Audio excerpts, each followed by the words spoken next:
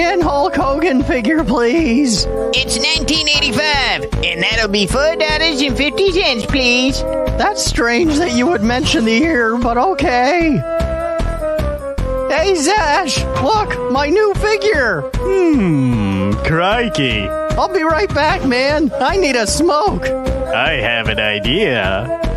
Zash, what have you done to my Hogan? I turned him into Randy Orton. Hee hee hee. Randy who?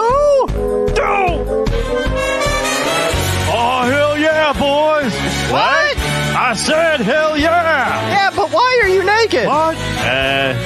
Yeah, Kevin, why are you naked? Because Kevin Swales gets naked whenever Kevin Swales wants, and can't nobody do nothing about it. What? My balls itch.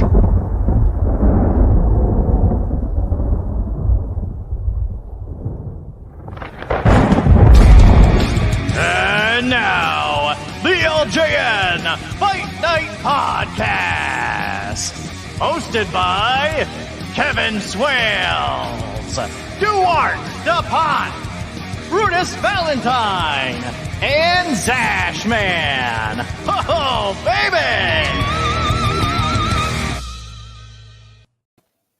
We're finally back to the 26th episode. Welcome our co-host Duarte DePont, Smash Ventura, and soon to be joined, Kevin Swales, who's running a bit late with his taekwondo.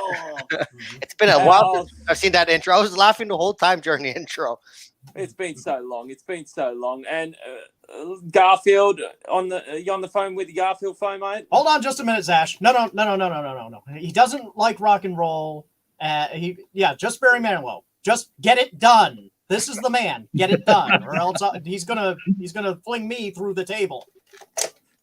Well, when all taken care of, Zash. We take care of our guests completely. Smash. Why don't you introduce our guests? Ladies and gentlemen, boys and girls, children of most ages.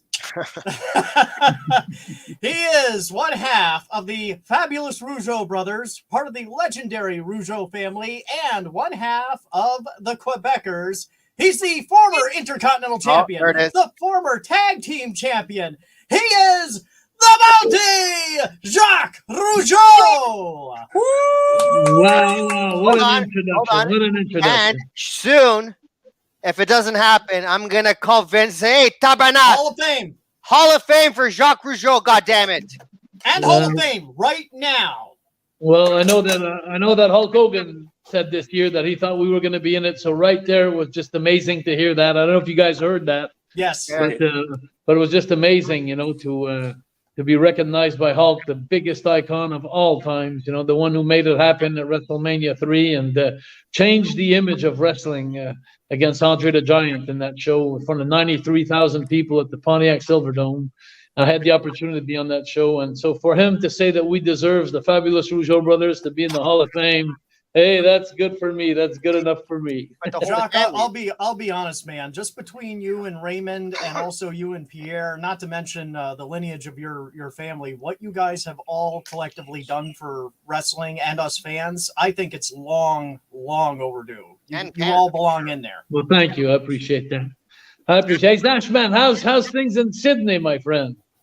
It's cooling down a bit. Winter's on its way, but the sun's still out. Winter. So what's the weather? Like 20 degrees? That's your winter? No. Come on. Well, it is at the moment. It's probably mid-20s at the moment, but it's definitely cooling down. It was mid-30s a couple of months ago, and I'm enjoying this time of the season. It's not too hot, not too cold. It does get really cold in winter. You guys would be surprised. What's your cold? Come on. We run in Celsius. And then Jacques will tell you our cold. What's your cold? Well, we're Celsius, not Fahrenheit. No, I know. We're Celsius too, don't worry. Yeah, okay. So a really cold morning would be 0. And there's ice on the window screens. That is nothing. That is T-shirt and short weather here during our winter. Right, Jacques? Well, you know what? We've had, to be honest with you, it's funny because when I think of Australia, when the summer's coming here, the winter's coming to Australia, I came in early. I'm a snowbird, so I go spend the winters in Florida where the weather sticks around 24, 25 and 30 degrees Celsius. And so I try to avoid the snow now. I'm getting old. And But when I came back like 6 weeks ago, it's been a very, very cold spring up in Quebec and probably Vermont too, and Toronto. We've had this week we've had tremendous rain and some temperatures between 8 and 10 degrees, so it hasn't been very nice. This weekend it's supposed to be very nice. It's supposed to come up to 20s, in the 20s. What a great weekend for Wrestling Academy, the second edition. And I was wondering, Dash Man, do you guys still eat Vegemite sandwiches back in Australia? Every morning. Let me tell you, Vegemite and avocado, beautiful on toast every morning. Very good for you. I could never get that song out of my head. Because you come from the land down, from the land down under. You know what's great about that song, Jacques, is as a kid, I had way too many cartons of Ecto Cooler Kool-Aid. So you could sing that song without even knowing the words. I imagine little Smash, 8 years old. I'm on the playground. I'm upset at. I couldn't believe how bad Vegemite sandwiches tasted. It was so bad. Like I tasted it one time and it was like and they made a song out of it, and I'm going like, Jesus, is it me that's messed up, or is it just them that are different? Try this. There's something big in Australia, which is cheese and Vegemite. If you put Vegemite on the toast and melt cheese on top of it, it's like there's something in our bakeries. There's a Baker's Delight bakery that's a franchise, and they do a cheesy mite. And let me tell you, these things are bloody awesome. So what you're trying? Vegemite and cheese. Zash, I'm only going to say this once. I like Jacques. I tried Vegemite, and I would rather take I would rather take a famed Rougeau Jimmy Hart megaphone to the throat after trying to sing the rocker song that one and only time, rather than eat a Vegemite sandwich. You try anything once, and it's not going to taste good. You have to get used to the flavor. That's not true. Just add cheese and it'll make it better. That's not true, Zash. I was in ninth grade. I went out with a nice lady, do you guys eat kangaroo in Australia? I've had it. Actually, I haven't had it here. I've had really. I've had kangaroo sliders. I got it from the St. Lawrence Market. They're not that bad, but it's a very low fat, high protein meat. So a lot of bodybuilders eat it. Very gamey. Yeah, it's very gamey. Yeah, super gamey. All right, let's get down to business, guys. Let's have some fun here tonight. First, I want to say thank you so much for having me on board again. I had so much fun last year with you guys, and you guys did so much good things for us, at Wrestling Academy. I want to thank you from everybody, from the 4 winners that got their figurines and the wrestling figurines. That you guys just brought dreams come true to the winners, and you brought some. You brought this competition to an international level. I used you guys the whole time doing podcasts in Europe and everywhere else, saying, "Hey, Australia is behind the Wrestling Academy," and then it went on and on and on. And so I want to thank you guys very much for last year. Well, we appreciate that, Jacques, and for us, this is like a dream for us because we get to talk to one of our childhood heroes. So. We hope to hear a few old stories. But we all didn't like him because he was not a good guy. The Mountie was a mean guy. The Rougeau brothers were mean guys. Okay, he was. Hey, wait a minute now. Remember one thing, guys. I don't know if I told you that last year, but in movies, to create Batman, you need a good Joker. Yes, you're a great Joker. So we were good jokers, And you sold it. You sold it well. That was always the best. I always wanted you to lose, but you know what? I have so much people that come up to me and tell me the same phrase all the time. Like, when I was young, I used to hate your guts. Before I knew a little bit more about the business. Now I love you to death. You did a great job. You did your job, and your job was to make us not like you and just wanted you, and you did your job well.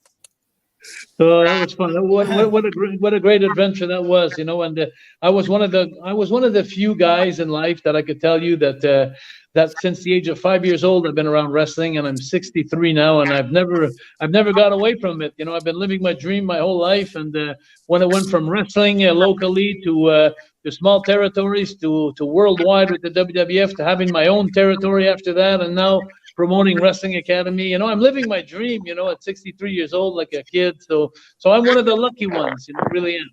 Nice. Well, if I can throw in, Jacques, also for us, it's great to be able to be at this stage of life and see you and the others at the conventions and whatnot, and have that chance to thank you guys for now that we're all older, we realize that you guys put in a lot of miles on the road. You were away from your families and your children and whatnot, so you guys sacrificed a lot just to entertain us, and it's a real.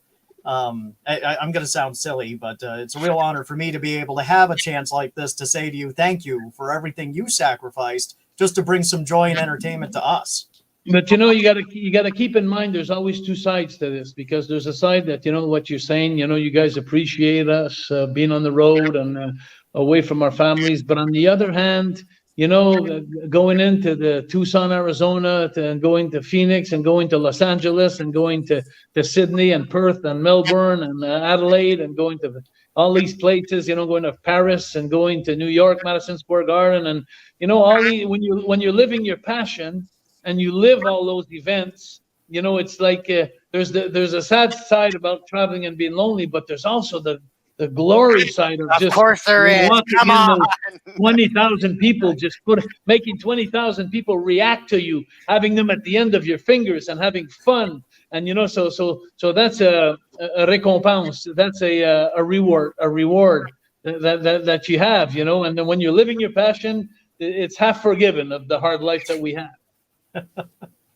That's good to hear. And we've got the Texas Rattlesnake, Kevin Swales, joining us. What's up, everybody? Hello, Kevin. Give it up to Jacques Cousteau, my favorite underwater explorer. Yes, sir. Oh, wait, it's Jacques Rougeau. If you're gonna take a dive, you're gonna take a dive, baby.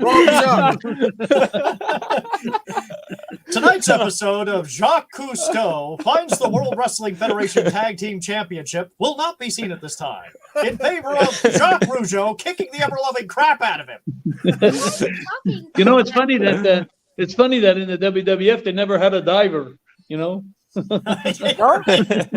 had a garbage man, a clown. I don't know how Vince would have sold that. It's like, and he's going to the top rope. He's going for a dive. Oh my God! He's swimming in a pile of blood. Ah! It's hard to run with slippers on. What would the finishing move be? A flying flipper? I would go with a nice flying drop kick off the top rope there. His submission hold would be the bins. Woo! Jacques, if you don't mind, tell us about the academy, the Wrestling Academy, how it ended in 2022 and how you're beginning in 2023. It was the funnest, the most fun I had in so many years. Just like I said, you guys were part of this, and with the figurines and there's so many things that happened more than when I talked to you last time. Like the guys, they were seen worldwide, on different podcasts, and QT Marshall, what a great man he is. I stopped at the Nightmare Factory after 4 winners happened. They got their $5,000 checks, and they came to the Nightmare Factory, and Jeremy Prophet and Jessica Black, 2 winners from Quebec, and then Matt Black from Ontario, and then Nick Chris Dillon from the Maritimes. And all those 4 I went to see when I was going down south in the fall. Going to Florida like a snowbird. I stopped by at the Nightmare Factory, and what a facility that is! It's just absolutely incredible, and I couldn't believe what I saw, guys. I swear to God, I couldn't believe what I saw. I saw Cody Rhodes. I saw QT Marshall. I saw Billy Gunn in the ring 5 days a week. I spent 5 days there, and like 5 days a week, and taking bumps, and taking the talent, and not only just bashing them, but being bashed by them, and then I saw them talk together. I saw them talk about the psychology. I saw the way you dress, the importance of your gear.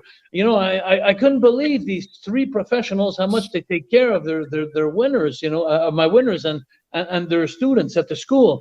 And then when I went and when I went back in the spring, coming back up here, I stopped again just to see, and I couldn't believe I saw John Cena. He was there like 2-3 days before I arrived, and giving a seminar, and this school guys, I had no idea what it was when I had this project last year, because I'd never been to the Nightmare Factory.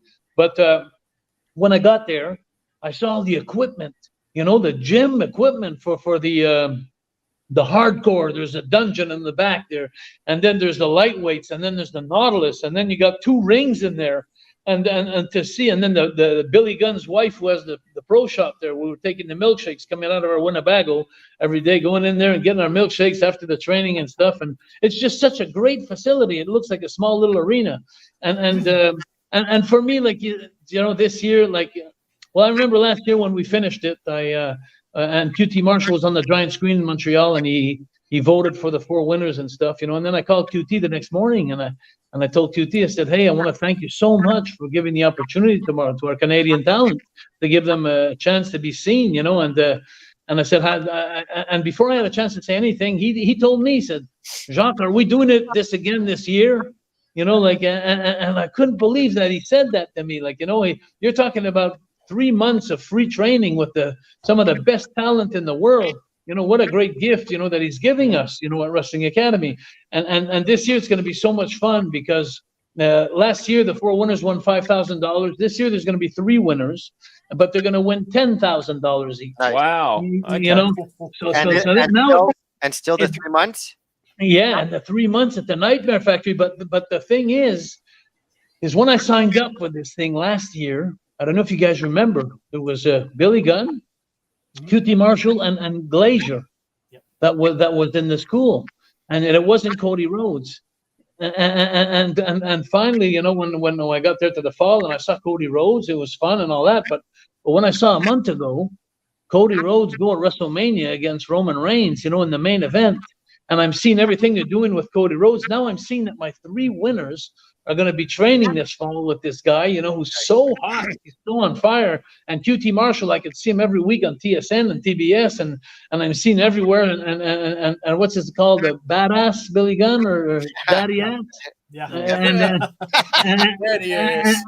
I guess it's both. I guess it's both because he is badass.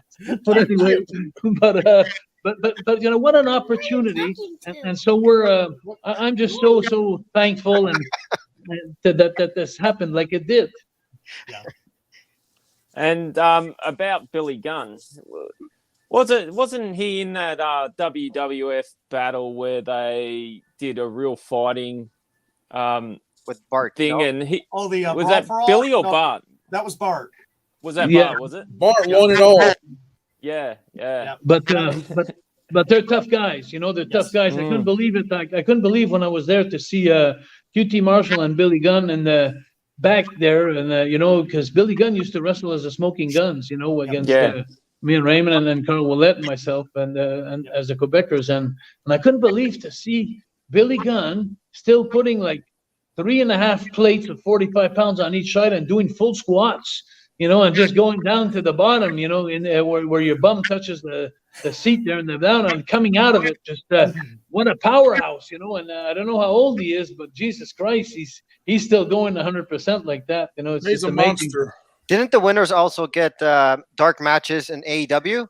Isn't that incredible? I saw that. I saw that. I'm like, yo, this is crazy. On top of everything, because I didn't know that was involved, and they got that's huge, for an academy coming from. Well, you know how huge it is. I'll tell you how huge it is. If you go in the record book, It's massive.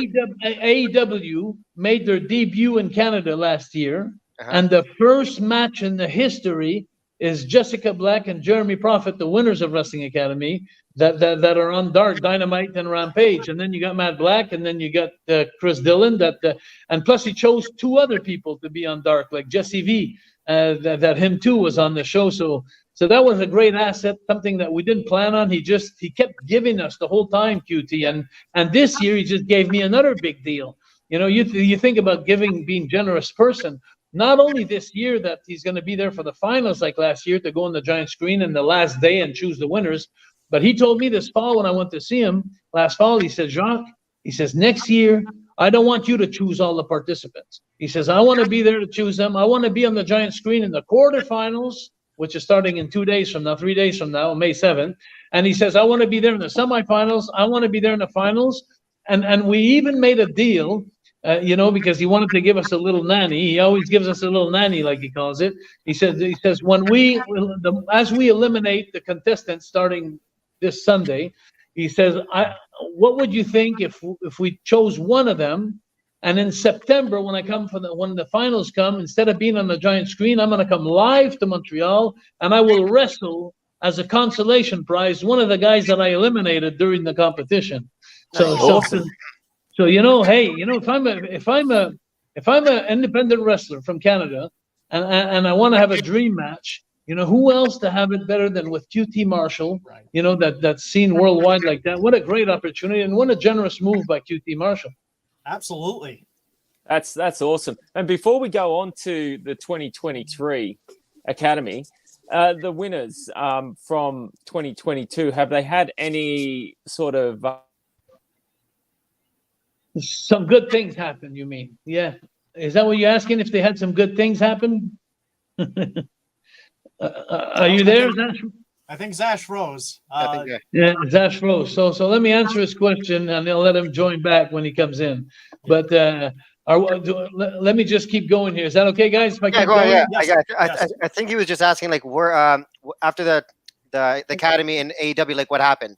Yeah, exactly. So they're doing a lot of things. A lot of good things happen to them. Like, for example, of course, the AEW appearances on Rampage and a couple of shots like that. But they also, when they went down to Atlanta, they wrestled a lot in Carolinas, and they wrestled in Florida, and they wrestled in Georgia.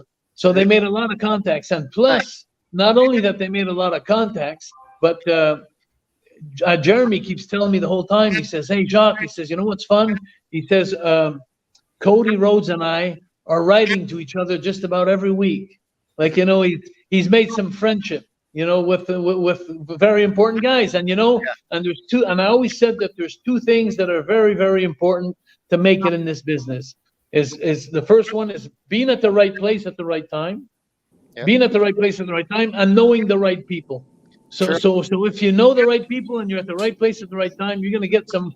And eventually, like, when they do those big shows in Canada, well, if Jeremy Prophet is in touch with Cody Rhodes all the time, and if Matt Black, it's so funny. We were at the pro shop, at the Billy Gunn's pro shop at the Nightmare Factory, and Billy Gunn's wife, she said that she was there, and she passed us a word to me and my girlfriend. We were sitting down. She says, you know what? She says, that was her word. She says, you know what? She says, they gotta choose Matt Black. They gotta sign him up, and it didn't happen yet. But just the fact that they're thinking about it, mentioning it, I think that the opportunity is going to come one day for one of my winners, and just to show you how this had an impact on Canadian wrestlers is last year when we had the subscriptions come in, we had 21 subscriptions from Quebec. There's 10 provinces in Canada. We had 21 subscriptions from Quebec and 19 from the other 9 provinces. So, there was a lot of non-believers, that didn't believe it. And this year, we had 11 inscriptions from Quebec and 60 inscriptions from Canada. So it's like the word got out, like, hey, Jacques Rougeau is really paying these guys. Hey, they really went 3 months at the Nightmare Factory. Yeah. So now I got the caliber of talent this year. It's absolutely amazing. It's absolutely amazing. And word gets around, and, you've had this is your first year. It can only go up and up from here. Yeah, of course. And so which brings us to 2023, which starts on Sunday, right, Jacques? It's going to be amazing. And just to show you the intensity of coming up in 3 days from now. First of all, let me tell you that we're sold out. So that's fun. That last year we weren't sold out before the show, and now we're sold out this year for the show. Another thing that's really good, another thing that's really fun about this year is my technicians, the people. I surrounded myself with people who know what they're doing. and last year it was more like a free for all. It was like the first year, but this year we're organized. And another thing that's also very, very fun this year is when we started this project this year, I had a contact with somebody that there was a group called Atomic Train, and they're a Canadian group, which are really good, and they let us borrow their song Playground, because the ring, inside the ring, it's a playground if you look at it, and if you wait, when you hear the song, you're going to see the song it just suits perfectly with wrestling. And so they're going to come to the show Sunday night. And when we do our countdown to go on YouTube live, I say it's live on YouTube, but it's going to be 3-4 days after because we got to edit a few things. But what we're telling the people, we're going live on YouTube. Well, when we do the countdown, like 3, 2, 1, it's Atomic Train that starts playing the song live in the ring. The whole band's going to be there playing the song. And then after they play the song, 3.5 minutes, I'm doing the opening live, like, welcome to Montreal at the Club Soda for wrestling. And by that time, they're going to be pulling the drums out and everything out of the ring. And then we're going to go shoot at the QT Marshall in Atlanta, which we didn't do last year. We only had him at the end. Now this year, we're going to introduce him. We're going to have him ask him how he feels about it. Is he ready to start killing people's dreams and making dreams happen? Because after every match, he's going to be going on the giant screen and saying, hey, you, I like your charisma. Lou, you, I like your ability in the ring. You, I like your dress code. You, I like your interview. But I'm going to choose you. So when he says, I'm going to choose you, that's live. So one's going to fall down to the ground because it's been 9 months. They've been hoping for the 10 grand and the 3 months. And the other one's going to be jumping up in the air like crazy. So it's going to be like that after every match. So we're really tightening up the show this year. We have more like a production, if I could say it like this there, just to send my message out, it's going to be a Wrestling Academy mania. It's going to be like a big show. And it won't be a halftime, but there's going to be a beginning of the show with a live band in the ring. And so we're really looking forward to this one. Yeah. How easy is it to travel back and forth to the U.S. from Canada? Easy. Not for the wrestlers, but for me it's pretty easy. I know pretty much everybody that works at Custom, but to be honest, Here's the Mountie. Come on, of course he knows. No, but it's funny because wrestling is very popular at the Customs. But anyway, it's no secret. Canada cranks the best talent in the world. And when somebody doesn't, recognize me or something, I pull out my little figurine. I say, "Do you know who I am?" Do you know who I am? Come on, Dave! Get out of my way! Someone do the with the shock stick and just take off. But to be honest with you, there's 2 questions that you asked there. You asked one question, but it has 2 significations. The first one is, for the wrestlers, it's so hard because they can't have working papers to go work in the States. And a lot of people tell me, a couple of haters, they told me, so what good are you doing for the Canadian wrestlers? And you can't get them papers. And they're right. They're true. It's true what they're saying. However, I get them 3 months in Atlanta where 3 of the biggest stars get to see them. So if they get to see something that they like, then they'll get the working papers for them. The bosses can do it. That's what they did for us, me and Raymond. But as far as going to the Wrestling Academy, the wrestlers or the tourists, Canada and the United States are very, very friendly to each other. And so when Canadians get to Custom, especially, in the fall and stuff like that, they know that there's about 200,000 snowbirds that go to Florida, if it's not more, so they're very easy, and we're very easy welcoming the Americans into Canada. Canada's a very friendly country, they, as you can see, our national anthem should be "We Are the World." To be honest, so we don't have any more identification anymore. You don't know if you're in Japan or if you're in Israel or if you're in Quebec or Canada. But you just gave me a bad idea, Jacques. It's like, there's a choice we're making. We're saving our own lives. I like that song. Foreigner. But I'll have to say that. But yeah, it's you know what? I'm out of words for this competition. In the last few days, I've been doing a lot of media, like radio stations. I just did today the Journal de Montréal, which is the biggest paper in Quebec, and the Journal de Québec. They're combined together, which 8 million people read that paper. I'm having an article on Saturday morning telling everybody to go to the Club Soda in Montreal when it's already sold out. So I have to call the newspaper guy to tell him, hey, don't forget to put it. It's on YouTube also, because a lot of people will be turned back around from. So it's. I feel the hype. I feel contrary to last year, where a lot of the talent were getting close to the show. They were like, am I going to get the money? Are we going to go to this? Now there's no more questions. Now the talent are coming close to the show, and I feel him writing to me just about every 2 days, like, hey, Jacques, is everything okay? Everything good? And, I can't wait to come. I can't wait to. So I feel the intensity and the positively in this whole competition, which has become the biggest competition around the world right now. Well, my interest is, I'd like to ask, is there a criteria that you have to go through to be in the academy, to go into the competition? Do people get accepted regardless, or is there something they have to go through? That's a great question, Zash, because you know what? When I was with QT Marshall choosing the 70 contestants this year, we only kept 34 out of 70. And, it was so funny because there was so much, QT Marshall's a funny kind of guy. I got to tell you, I got to know him a bit, but he's a funny guy in some points. Like, I see this guy, great talent, all kinds of things that I thought that he needed to have a good position there and maybe make it to the end. And he looked at me and he says, no, we're not taking that guy. And I looked at him like, really? And he says, yeah. He says, the guy's dressed with the T-shirt and jeans. So for him, and so I passed the word out in my group chat this year to everybody, like, hey, guys, I want to give you in.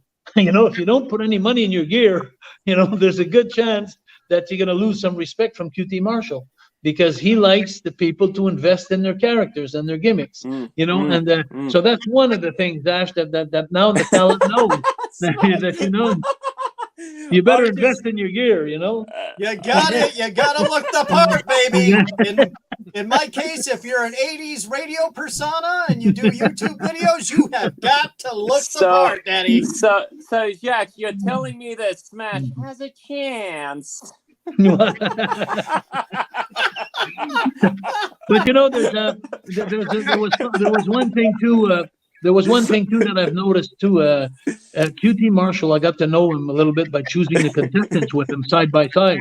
I got to realize that he's old school.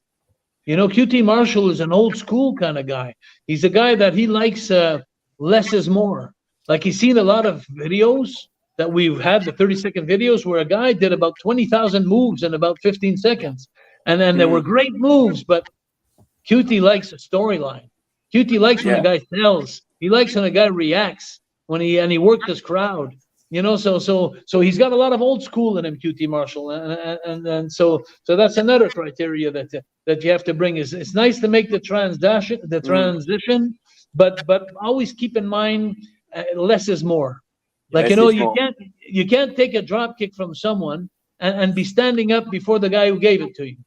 You take the drop kick and, Jesus Christ, sell it on the floor, and let the guy react to the crowd on the floor and get the intensity and come back. And when there's a time to, I've noticed with QT, when there's a time to roll in the ring, you got to roll. But there's also a time you got to choose your spots. Like, you can't roll 100 miles an hour the whole time. You got to open up at certain points, bing, bing, bing, bing, bing, and then you got to work your crowd.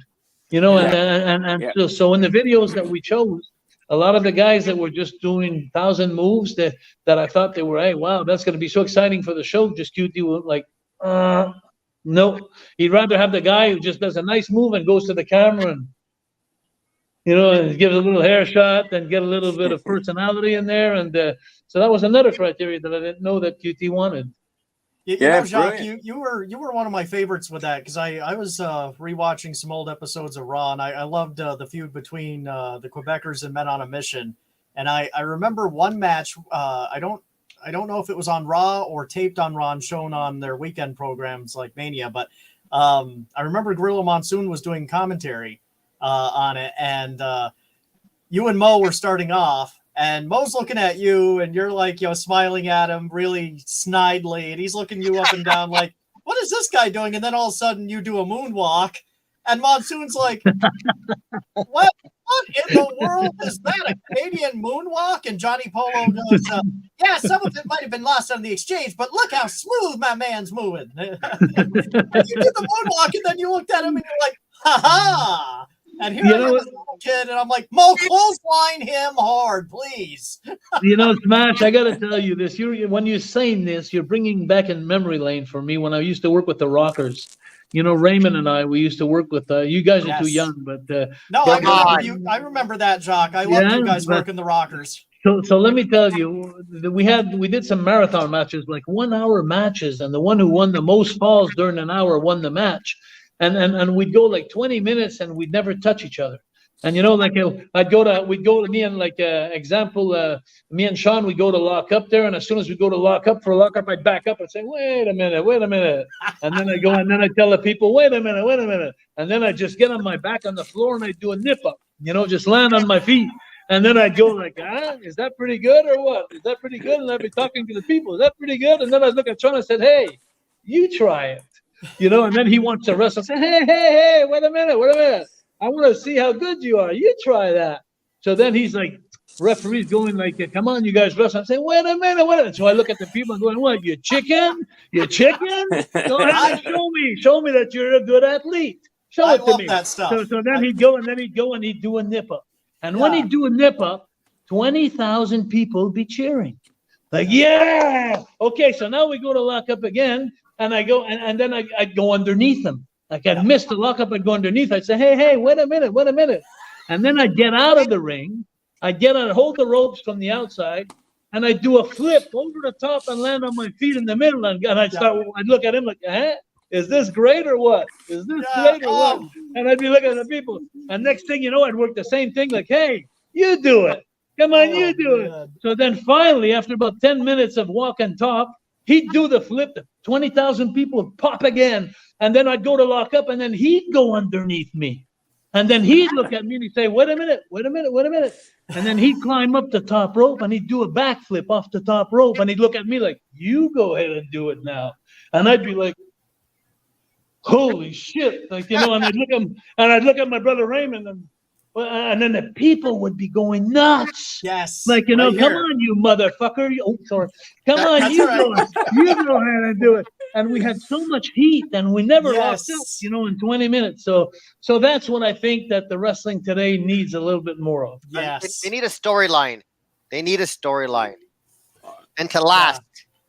No, I loved when you guys would do that, and like it would drive me nuts because my little brother would mimic you when we'd be wrestling in the backyard, and I'd be like, get over here. And he's like, hold on. Let me just kind of warm up here. And I'm like, no, get over here, you little. Yeah, anyway. You know what drives me nuts about today's wrestling?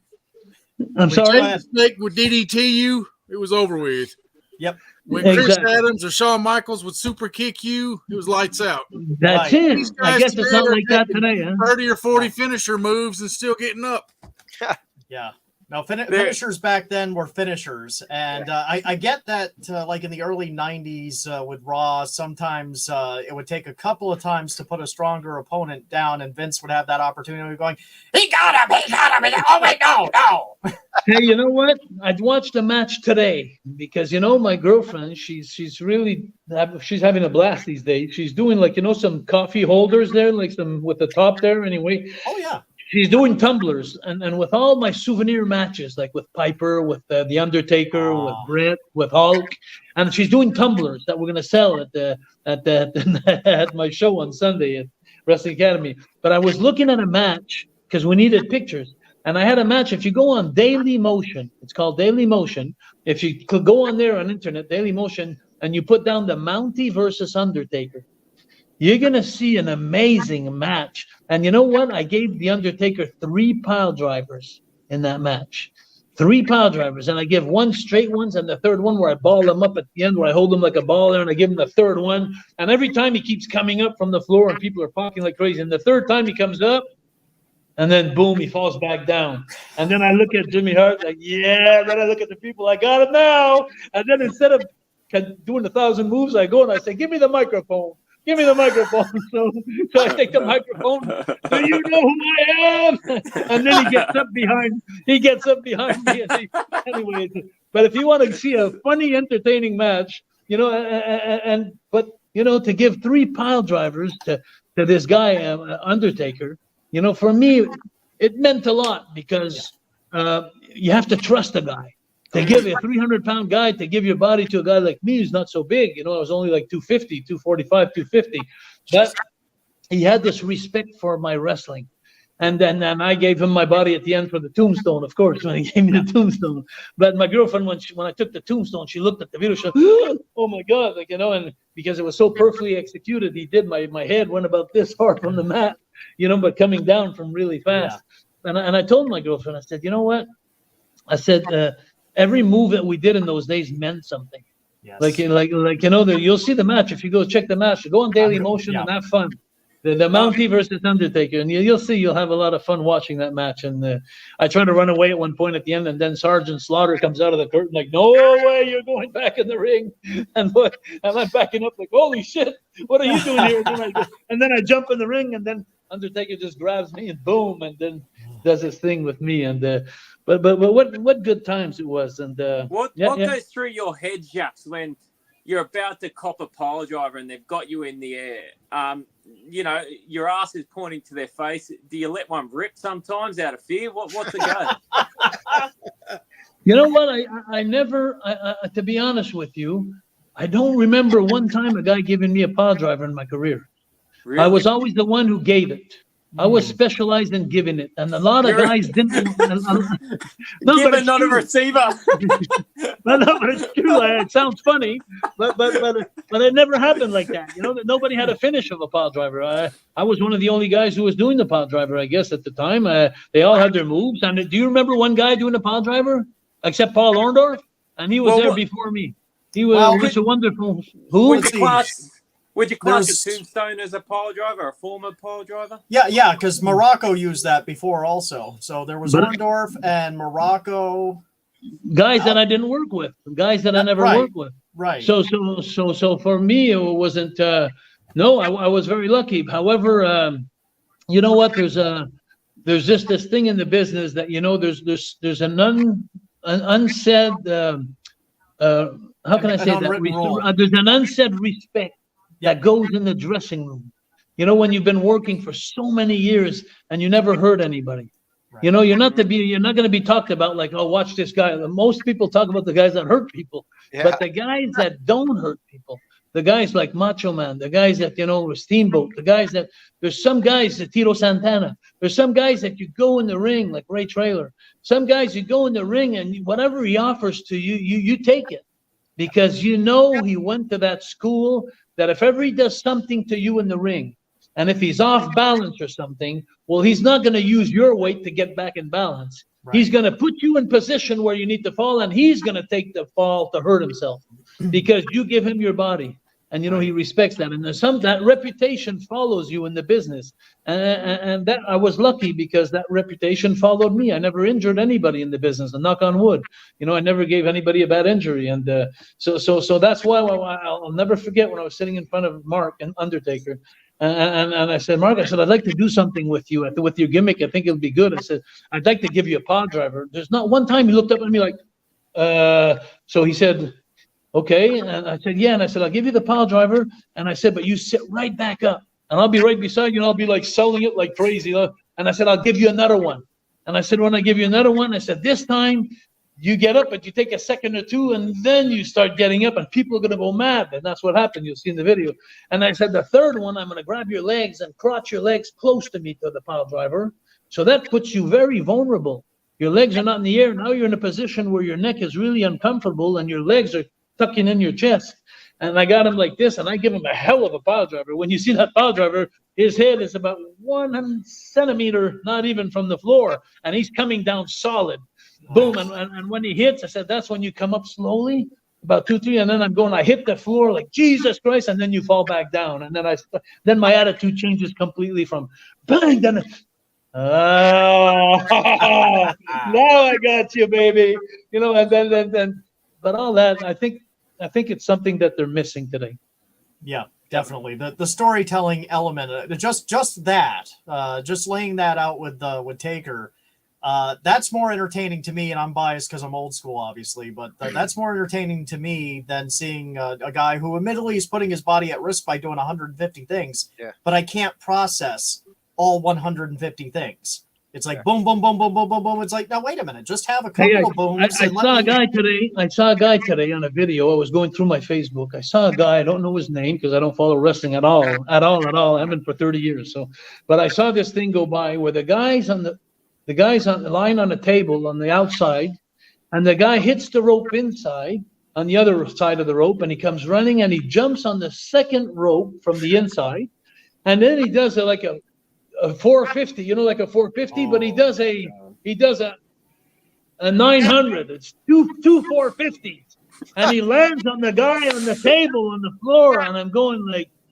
no freaking way in my career, that not only that I take it, but I do something like that, because the neck is falling close to the thing. There's nobody that precise that when you do 900 degrees flip, you don't know where you're going to land. You don't know exactly if you're going to land. El Hijo del Vikingo. But so I think today it's more like when I see those things go by, it's like, and then I look at the views. Like when I see a thing like that on the bottom, and then I look and there's like 52,000 views. I'm going like there's 52,000 maniacs out there, like that like that kind of stuff. No, thank you. I'm just tired just thinking of that move. Yeah. Hey, Jacques, you talking about the El Hijo del Vikingo? Maybe, I don't know. I don't know who it is, but I think he wears a mask or something, or he looks like he has a mask, or did he have like a mask? Maybe not. But those luchador guys are nuts. Yeah. But they come within inches from ending their careers. And when at the bottom of the video, when the video finished, it said, "Somebody please sign this guy with WWE." And I was going, so I guess that's what's happening in WWE these days. A lot of those crazy flips. But hey, I'm not taking nothing away. But from all the talent that they have, it's just that I don't think I wouldn't be very good. I wouldn't be very good in the business today. I don't think so.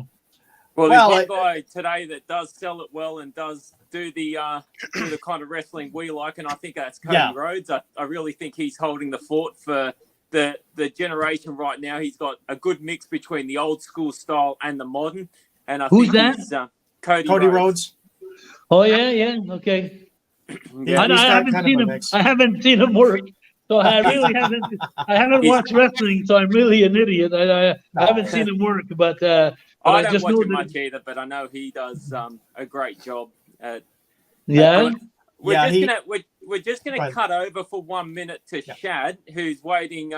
He's just gonna tell us quickly about the upcoming competition. Yes. On the LJN Elite Custom Figures Facebook group. If you're watching this on that group, you're watching it live. Otherwise, if you're watching this on YouTube, get on over and join LJN Elite Custom Figures. Duarte, up in the top right, is one of the admins. Texas Rattlesnake, Kevin Swells is another. And so is Shad, who's about to come on right now to talk to us about the competition. G'day, Shad. Hey, guys. What's going on? What's up? We're just nice waiting to see for you, fellas. to Good to see you back on the old podcast here. I'm going to make it quick. Just want to let everybody know, due date is next Saturday, the 13th, by 12 o'clock Pacific Standard Time, which I guess it'd be about 3 o'clock Eastern. Yep. Yeah. Isn't that about right, Dort? Yeah. 3 hours ahead, right? Yep. All right. So midnight. So 3 a.m. Eastern Standard Time.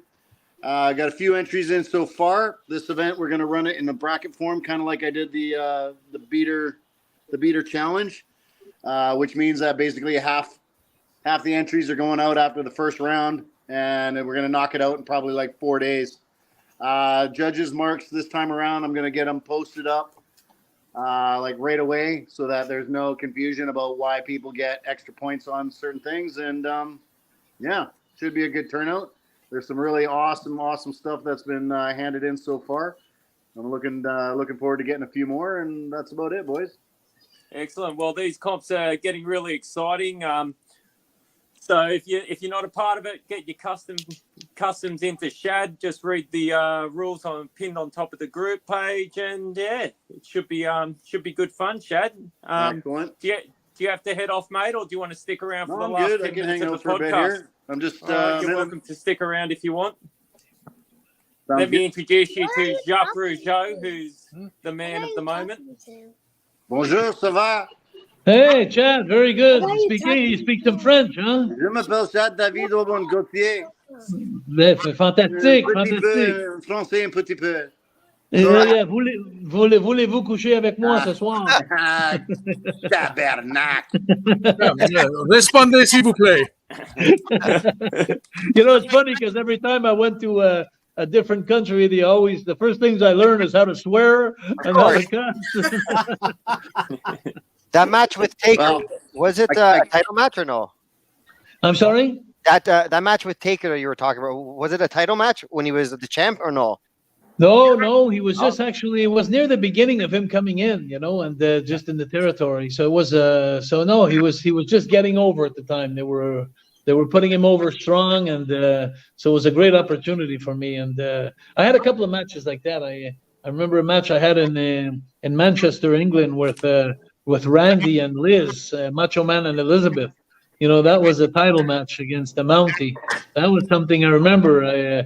It was so for me. It was like I was almost like a groupie, you know, to work against Randy. You know, it was like that was like awesome. And I had a few matches like that. You know, I had one against that I'll always remember too, is against a title match against Piper, which I had when I dropped the belt to him. Royal Rumble '92, I think. Is that what it is? Okay. Yep.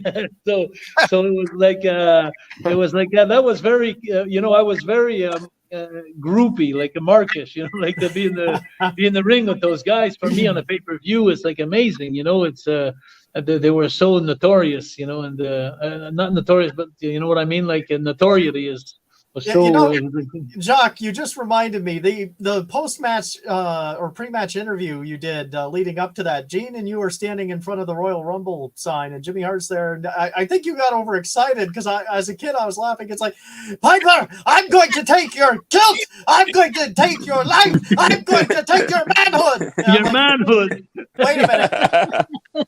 But you know, I gotta tell you something about this. You know, there's no gray zone with me. It's black or white. So I gotta tell you the truth.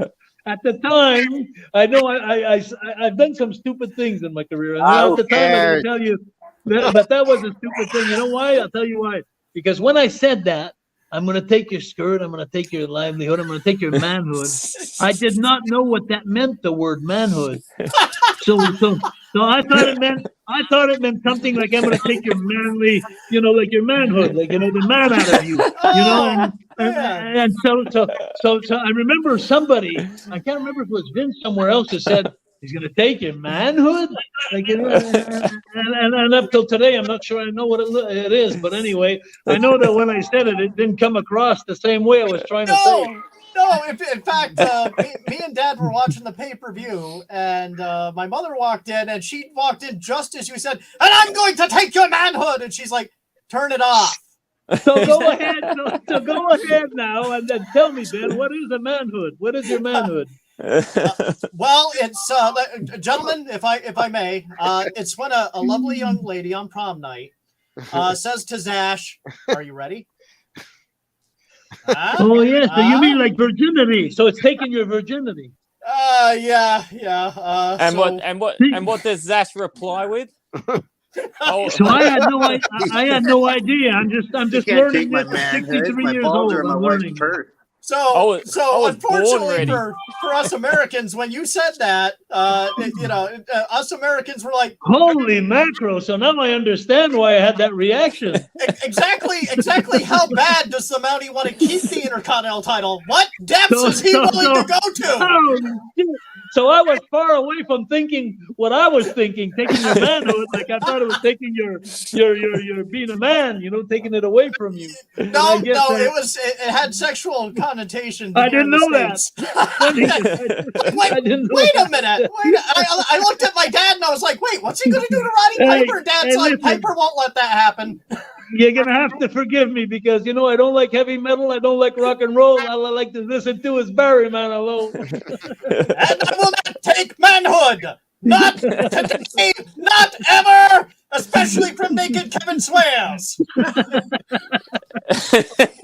Oh, my cheeks. Oh, that's funny stuff. I just learned something today at the age of 63 years old. And did Piper come back with anything? Is better. Hey, my French is better than my English. I got to tell you. I'd like to know what Piper came back with. What did he say to you, Jacques, afterwards? No one ever said nothing. Except I only heard. I don't remember nobody saying something except just Vince going like, "I'm gonna take your manhood." What? He said something like that, and I knew that I screwed up, but I didn't know what I screwed up. I said, probably not. But I never know. Now I just found out with you guys for the first time in my life. I just found out what I just said. That's Jacques, amazing. I don't know if you saw Piper's interview that he cut in response to that, but I remember he came on and Gene's like, so the Mountie had a lot of interesting comments, Roddy. What are your thoughts? And he's like, I come here to win the Intercontinental belt. I don't know what the Mountie come here to do. Yeah. He did say that. He did say that. Now that I remember, he did say that. And the look on Piper's face, he had that crazy eyeball. And he's like, I come here to win the Intercontinental belt. I don't know what the Mountie come here to do. Hey, the Mountie always gets his man. Oh my God. Oh my God! Smash is bringing back the memories. Hey, you're good, man. You're bringing back some promos right on the nose, man, because you're bringing back my memory lane. Yeah, that's good. He is the '80s, right? Right. That's why he's on the big bucks. Does this still work?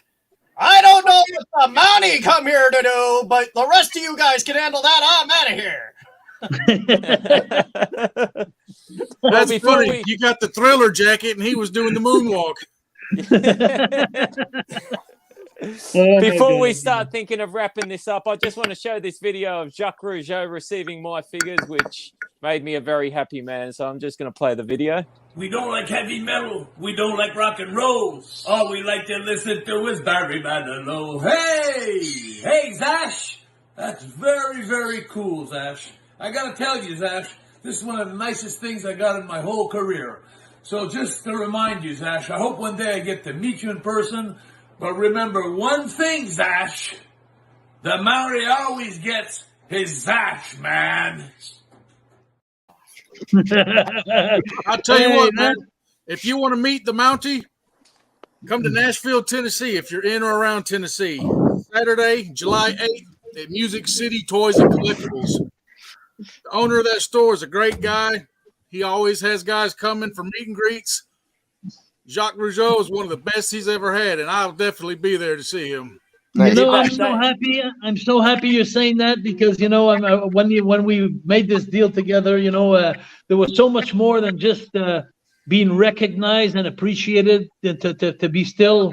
How can I say that? You're always afraid in your career that you're going to get forgotten or you're going to get unnoticed after a while. And for him to ask me to come in like that, and then and just the fact that he talked to me like I was still a superstar again today, and then to talk to me and to bring me back, it was like I remember the days when I used to live on Murfreesboro Road there when Randy Poffo and Angelo Poffo, like Randy Macho Man Savage was Randy Poffo, and we used to travel with Dutch Mantel together, or Nick Goulas going up the road, and it brought back some memories, but it made me feel I'm so happy to go back to Nashville because it's a part of my life. I stayed there for a long time, and the owners and thank you for bringing this up because you go to Nashville. It's so funny because for the people in Nashville, I hope they're going to be happy to come and see me. But for me to put on my Facebook to say, "Hey, Nashville, it wants me," it's like it makes me look really good, So you tell the promoter, thank you so much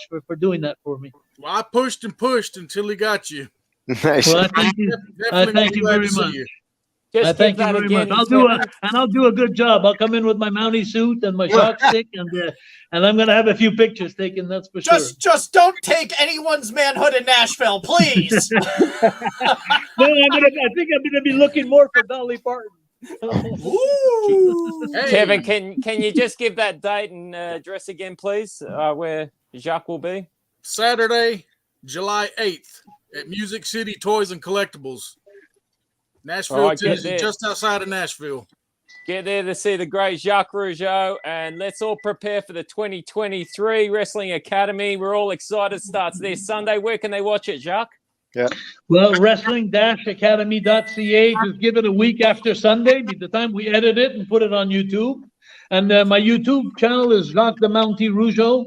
But if you go on wrestling-academy.ca, you can see all the contestants that signed in this year that were chosen. You could also see the old timers that are doing nice videos for me, like Ric Flair, Chris Jericho, Undertaker, and Bret Hart, and it goes on and on. So just go see wrestling-academy.ca. And it's amazing the card that we have this year. That we have 7 provinces going at it this Sunday. And half of them are going back home, and half of them are hoping for the $10,000 and the 3 months at the Nightmare Factory with QT Marshall, Cody Rhodes, and Billy Gunn. So it's going to be amazing, and so I'm looking forward to this competition. And the dates of the competition are May 7th for the quarterfinals, June 4th for the quarterfinals again, and then we're going in August on the 20th of August for the best of June against the best of May. And then comes at the end in September when we're going to have the best of the best of August, go for the 3 winners. And one of the consolation prizes is someone's going to be wrestling QT Marshall live in Montreal for the first time. He's coming. And so it's going to be a great event on the 17th of September for the finals, where we give the money and all the credits and stuff like that. Nice. Well, we're all super excited for that, Jacques, and we're all very appreciative for you coming on the show and joining us. Anthony Rossi has been making some good comments, so we appreciate all the comments. I got one more scoop for you, Zash, man. Sure. And it's something that it looks that it may be like that.